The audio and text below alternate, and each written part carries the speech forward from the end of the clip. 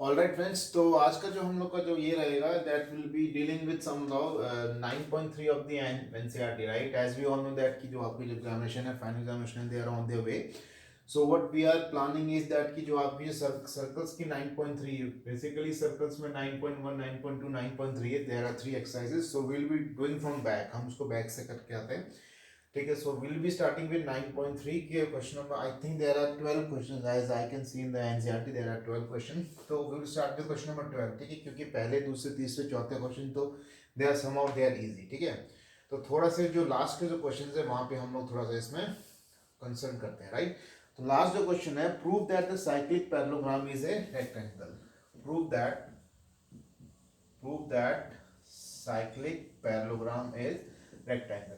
तो यहाँ पे हम लोग जो उसमें जो प्रूफिंग करेंगे वो हम लोग मतलब we will not be writing all the statements, ठीक है, गिवन टू प्रूफ ये वो करके. We will just writing the basic of the things कि ये चीज में करनी है, ऐसे ऐसे करके आपका इसको हम प्रूफ कर सकते हैं, ठीक है.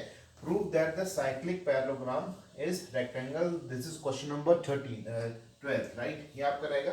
Prove that cyclic parallelogram is rectangle. तो साइक्लिक का मतलब क्या होता है कि ऐसे कोई भी एक पैरेललोग्राम दिया होगा which will be inside the circle, ठीक है. ये आपको प्रूफ करना है. आपको ये प्रूफ करना है कि ये जो पैरेललोग्राम है आपका, this is rectangle, this is rectangle. तो अगर हम ये प्रूफ करते हैं कि ये वाला एंगल 90 डिग्री है या ये वाला एंगल 90 है, तो हम इसको ये प्रूफ कर सकते हैं कि that it is an rectangle, ठीक है. तो हम उसमें वो सब चीजें नहीं लिख रहे हैं कि ये क्या क्या है, हम बिल्कुल बेसिक से स्टार्ट करते हैं. Since it is in parallelogram, so we can write angle D is equal to angle B. क्यों? Opposite angles of parallelograms they are equal, ठीक है. दूसरी इसमें कंडीशन आपको दी है कि this is an साइक्लिक. तो साइक्लिक का मतलब ये होता है कि अपोजिट साइड्स का जो सम होगा that will be 180 degree. This is property of an cyclic की angle B plus angle D will be equal to 180 degree. So from 1 and 2, जहां पे एंगल D है वहां पे एंगल B रख देंगे. Angle B plus angle B equal to 180 degree. 2 times angle B equal to 180. Therefore angle B is equal to 90. तो B आपका आ जाएगा 90. सेम ये 90 है तो ये भी आ जाएगा. सेम केस हम यहाँ पे कर लेंगे. Hence cyclic is an what you call it, it's an rectangle. Fine. तो ये था आपका क्वेश्चन नंबर 12. काफी इजी क्वेश्चन है, but the point is that कि you have to understand and इसका भी आने की प्रोबेबिलिटी इज मोर देन 90%, ठीक है. साइक्लिक इज रेक्टेंगल, बहुत इजी है, कुछ नहीं करना है. Opposite angles they are same. इसका सम इतना, therefore angle B is equal to 90 degree. तो ये हो गया आपका रेक्टेंगल को, ठीक है. अब क्वेश्चन नंबर 11 एक बार देखने क्या कह रहा है. In triangle ABC and ADC are the two right triangles with the common hypotenuse AC. Common hypotenuse क्या है इसका? AC है, ठीक है. AC इसका common hypotenuse है. कौन कौन दो ट्राइंगल है? ABC and ADC. ABC and ADC, ठीक है. ये कह रहा है. फिर कह रहा है कि prove that angle CAD is equal to angle CBD. इसको ऐसे जोड़ लेंगे CBD.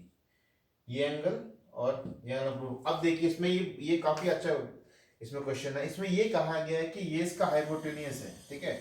अगर ये इसका हाइपोटेन्यूस है तो वी कैन से दैट ये एंगल और ये एंगल क्या है आपके 90 डिग्री है. क्यों? एंगल क्यों?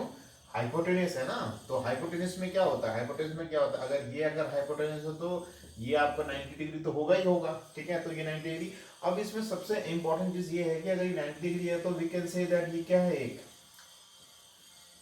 सेमी सर्कल है. ये क्या है, एक सेमी सर्कल ड्रॉ हो गया ना आपका. सिंपल सी बात है. अगर ये एंगल अगर आपका 90 हो गया तो AC क्या हो जाएगा आपका. ये अगर हाइपोटेन्यूस है, ये अगर 90 है, तो वी कैन से कि ये एक सेमी सर्कल बन रहा है, क्योंकि angle in a semi circle is 90 degree. Angle semi circle is 90 degree, ठीक है. तो ये एंगल आपका 90. हम इसमें क्या कर सकते हैं, सर्कल ड्रॉ कर सकते हैं. Now you can see that this angle 1 and हमको क्या प्रूफ करना है, ये एंगल.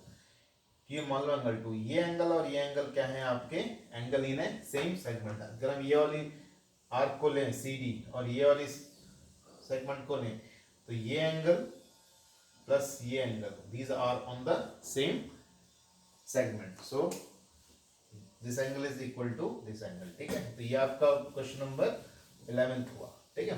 अब question number 10th is very important, question number 10th is very important, ठीक है। ये बहुत इजी वे मैंने आपको बता दिया, जस्ट फैक्ट कि आपको ये ध्यान रखना है कि हाइपोटेन्यूज है तो 90 हो जाएगा। Question number 3, if circle are drawn taking two side of a triangle, ठीक है। सपोज ये एक साइड है, ये एक साइड है, ठीक है। Side of a triangle as diameters, prove that the point of intersection of the circle lies on the third circle। ये मान लो ये आपकी थर्ड साइड है, ठीक है। तो इनका जो ये मान लो ये एक डायमीटर लेके ये एक लाइन ड्रॉ की, ठीक है, और इसको लाइन ड्रॉ करके ये ऐसे, सर्कल सही नहीं बन रहा है, इसको छोटा बना देता हूँ ऐसे,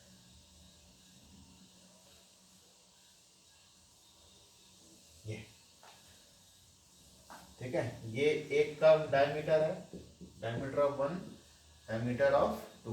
अब ये कह रहा है कि जो इसका इंटरसेक्शन है that lies on the third line, that lies on the third line, ये मान लो ए बी ये सी है, ये दोनों क्या बन गए डायमीटर। क्वेश्चन को आप ध्यान से पढ़ेंगे, उसमें दिया है कि दो सर्कल बना रहे हैं एक ट्राइंगल की दो साइड लेके, तो ये एक साइड ले ली, यहां से सर्कल बना दिया, ये ले ली, यहां से बना दिया। इसका जो इंटरसेक्शन है, जहां पे ये इंटरसेक्शन है lies on the third side, मतलब ये पॉइंट ओ है, ये थर्ड साइड पे लाई करेगा। अगर हम ये प्रूफ कर दें कि ये एंगल क्या है 180 डिग्री है, मतलब ये स्ट्रेट लाइन है, कोई भी पॉइंट अगर स्ट्रेट लाइन में हो यहाँ पे टच करेगा इसको, तो ये अगर हम ये प्रूफ कर दें कि ये 180 है, तो मतलब ये पॉइंट इस पे लाई कर रहा है।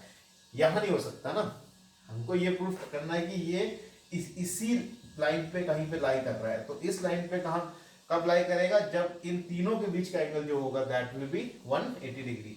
तो ये देखिए, ये आपका डायमीटर है, ये एंगल कितना हो गया 90, ये एंगल कितना होगा 90, 90 प्लस 90 180। देयरफॉर ये जो पॉइंट है आपका यहाँ पे लाई करेगा। This question is very important, ठीक है, बिकॉज दो सर्कल दिए, बिल्कुल ध्यान से पढ़ना है कि दो एक ट्राइंगल है, उसकी दो साइड से दो सर्कल ड्रॉ किए गए हैं, बहुत इजी है, दो सर्कल ड्रॉ किए गए हैं, और जहां पे वो इंटरसेक्ट होगा, ये पॉइंट इस लाइन पे लाई करेगा, ये कहने का मतलब है। तो लाई कब करेगा, अगर ये कोई लाइन है, अगर मैं आपसे कहूं कि ये पॉइंट को यहाँ पे लाई करना है, ये कब लाई करेगा, जब ये 180 डिग्री होगा इनके बीच का पूरा एंगल, ठीक है। ये क्वेश्चन हो गया, question number 10th we have done, ठीक है।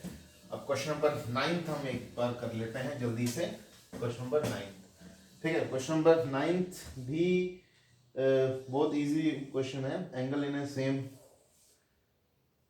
सेगमेंट का है, बस ऐसे डायग्राम आपको ड्रॉ करना है। इसमें डायग्राम थोड़ा सा टफ है इसका,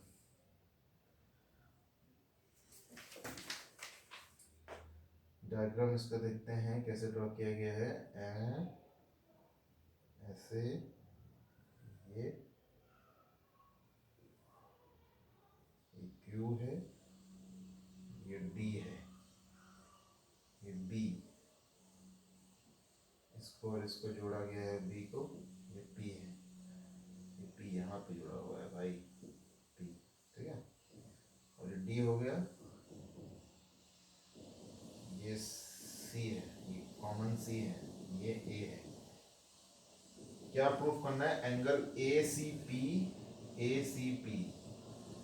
is equal to angle Q C D.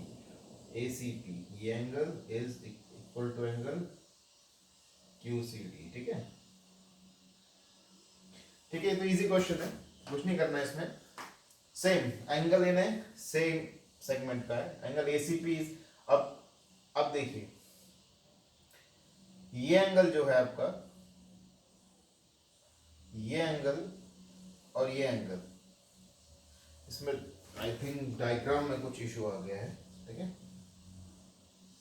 A C P and A B, अच्छा ये बी है, ए बी पी, राइट, ठीक है। Q C D and Q D जी।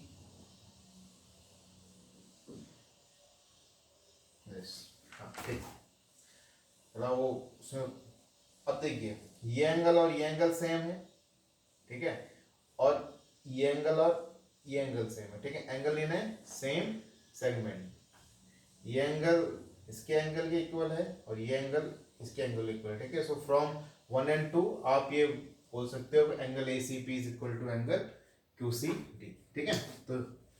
तो ये वाला भी आपका हो जाएगा भाई। तो अभी हमने कितने क्वेश्चंस किए, वी हैव डन 4 क्वेश्चन, ठीक है ना। तो अब इसके बाद वाली में will be doing the next 4 questions, ठीक है। Thank you.